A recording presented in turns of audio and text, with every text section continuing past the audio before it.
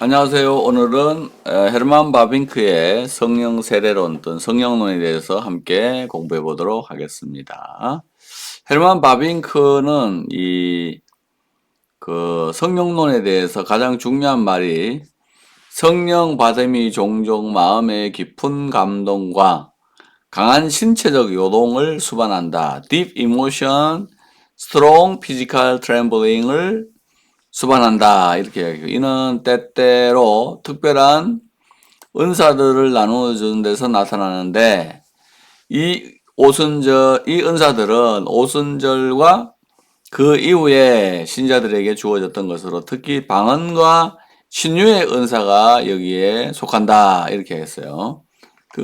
바빙크는 은사 지속론자입니다. 은사가 오순절과 그 이후에도 주어지고 있고 특별히 방언과 신유의 은사를 받을 때는 마음의 깊은 감동과 강력한 신체적 요동을 동반한다. 트렘블링스를 동반한다. 이렇게까지 이야기하고 있습니다. 그러니까 바빙크의 원래 말은 굉장히 중요하다 이렇게 볼 수가 있고요. 또 바빙크의 이런 말들에 보면은 특별히 여기에 헤르만 바빙크에 보면은 리폼드 도그마틱스 볼륨 4 그죠? 4 보면은 247페이지에 It is of the greatest importance 가장 중요한 것은 이것이다. Therefore 그러므로 to believe in the immediacy and the personal character of the gift of the Holy Spirit 성령의 은사의 성격이나 개인적인 성격이나 즉각성에 대하여 믿는 것이다. 그러면 those who are certain that 확신하면은 the gift of the Holy Spirit lies laid for them 그들을 위해서 놓여지게 된다. Here and now 그랬어요. 지금 여기에서 in Christ also received it. 그래서 그리스도 안에서 또한 받을 수 있다. 이렇게 이야기를 했습니다.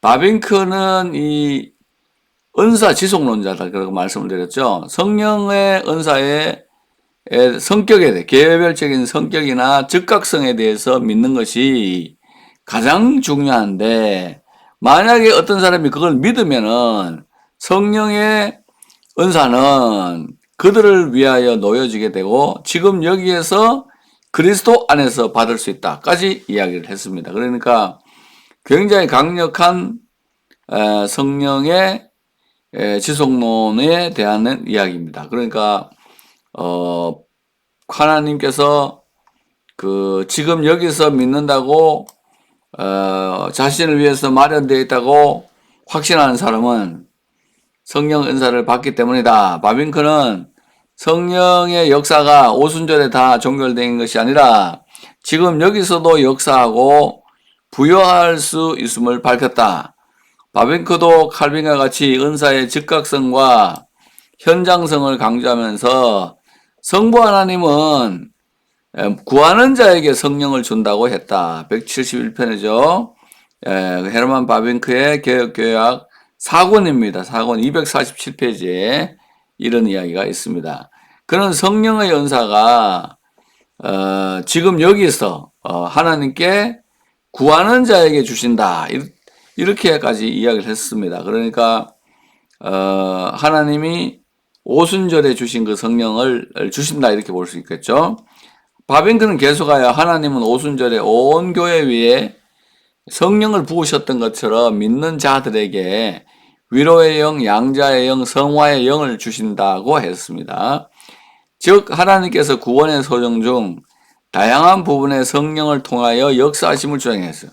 바빙크는 여기서 더 나아가 교회에 거주하는 성령은 하나님의 영, 그리스도의 영으로 위로부터 부어지고 보냄을 받으며 수요되고 제공되며 신자들에 의해서 수용된다라고 이야기했어요. 요거는 169에서 앞에 바빙크 개혁교약 요거는 4권의 97페이지가 되겠습니다. 여기서 이제 영어로 번역한 것도 있고 아니면은 박태현 교수님이 번역한 책을 인용한 것도 있다. 그래서 이 개혁교약은 번역이 매우 박태현 교수님의 번역은 잘된 번역이니까 꼭 사서 한번 읽어보시기를 바랍니다. 그러니까 바빙크는 이 하나님의 그 일에 대해서 또는 하나님의 성령에 대해서 아주 잘 알고 또 성령 세례에 대해서도 이야기를 하고 있는데 성령 세례에 대한 이야기를 할 때 굉장히 깊은 차원의 이야기를 한다. 이렇게 이제 우리가 알 수가 있겠습니다. 그러니까 바빙크의 그 이야기는 아주 놀라운 이야기일 수 있다 하는 거죠. 자, 바빙크에 대한 이야기입니다.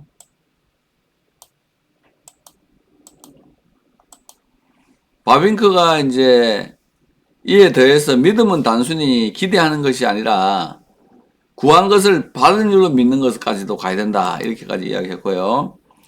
특별히 이제 신유의 은사와 방언의 은사를 받을 때 이런 신체적인 요동이 있다. 또는 마음의 깊은 변화가 있다. 이렇게 보는 거죠. 그러니까 바빙크는 오순절 성령 강림시 성령이 부어질 때 우리 입장에서 성령을 받을 때 마음과 몸에 요동이 있음을 특별히 강조했다 하는 거죠. 그래서 성령의 은사에 대해서 상당히 열린 자세를 유지하고 있다 하는 것입니다.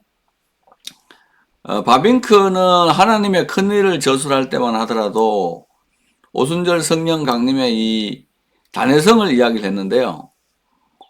이분이 이제 몇 년 후에 개혁교약을 저술할 때는 완전히 성령 은사가 충분히 그리고 완전히 인정하는 걸로 봐가지고 이 사람은 이제 그동안에 많은 변화가 일어났다 이렇게 볼 수가 있겠습니다. 1901년 1월 1일 날 시작된 성령의 은사가 아마 화란에까지 소문이 났던 것 같아요. 그래서 1907년, 1911년에 이런 책들을 쓸 때 먼저 쓴 하나님의 큰 일 보다가 뒤에 쓴 개혁교회에게는 완전하게 요거를 입혀가지고 기록하고 있다 하는 것을 매우 중요하게 생각하고 있고요. 특별히 그가 개혁교회에서 그리스도는 성령을 통하여 자기의 교회를 형성하고 능력을 더럽혀준다까지 주장해가면서 현재형 동사들을 사용한 것으로 봐서는 이 사람은 굉장히 항상 성경에 따라서 생각하는 개혁주의자다 이렇게 말씀드릴 수가 있겠습니다. 그러니까 하나님의 능력을 따라서 아주 귀한 복음을 잘 전한 사람이다 그렇게 알 수가 있겠죠. 그래서 개혁주의가 마치 오순절 성령교님의 단회성만 개혁주의가 가는데 아니 개혁주의라고 생각하시는 분들이 있는데 결코 그렇지 않습니다. 왜냐하면 헤르만 바빙크가 3대 개혁자 중에 한 명이고 그가 이 개혁교회학이라는 대표적인 책에서 성령의 은사의 현세성, 부어짐에 대해서 이야기를 하고 있습니다. 그래서 제가 이제 이 시간 공부할 때 요 밑에 다 나와 있잖아요. 개혁신학, 개혁교회학 우리말도 있고 영어로 된 것도 있고 몇 페이지 어디서 나오는지 다 인용을 해놨으니까 한번 찾아서 보면은 절대로 한 부분만이 단회성만이 개혁주의자라는 게 아니고 여전히 영속성에 대해서 주장하시고 성령을 부어주는 것을 강조하는 그런 신학도 있다는 것을 아시고 또 자신감을 가지고 부지런히 성령의 은사, 특별히 신유와 방언을 받을 때 바빙크가 말한 대로 신체적 요동을 한번 경험해 보면서 하나님 안에서 승리하시기를 바랍니다. 이 오순절 성령 강림의 단회성은 왜 우리가 그걸 거부하냐면은 성경 안에만 하더라도 한 번 이상 왔어요. 사도 바울에게도 성령이 오고 사마리아에도 성령이 임하고 에베소에도 임하고 이런 역사적 기록, 고넬료의 집에도 막 임하잖아요. 그러니까 고넬료의 집에 성령이 임할 때 베드로가 처음 우리에게 임한 것 같이 임했다고 했는데 어떻게 단회성이 되냐. 2번 이상 되면서 이미 복수형이 되면서 깨진 거죠. 그러니까 항상 이제 우리가 지금 카이퍼형으로 또는 고제스 스타일로 너무 그렇게 믿을 필요가 없고 이 바빙크의 성령론을 통해서도 좀 더 깊은 성령론을 개진할 수가 있다 하는 것들을 알고 또 마치 한 부분만이 그거 단해석만이 개혁주의인 것 같아도 아니고 칼빈이나 바빙크, 요엘 또 웨인 고르뎀 같은 사람도 많이 영속성을 주장하고 있고 지금도 부어주고 있음을 강조하고 있습니다. 그래서 이 1901년 1월 1일부터 부어진 이 성령의 비가 이게 늦은 비라고 하는 사람들이 많잖아요. 그러니까 우리가 늦은 비 시대에 성령 충만을 받아가지고 하나님 안에서 승리해야 되겠습니다. 주 안에서 평안하십시오. 샬롬.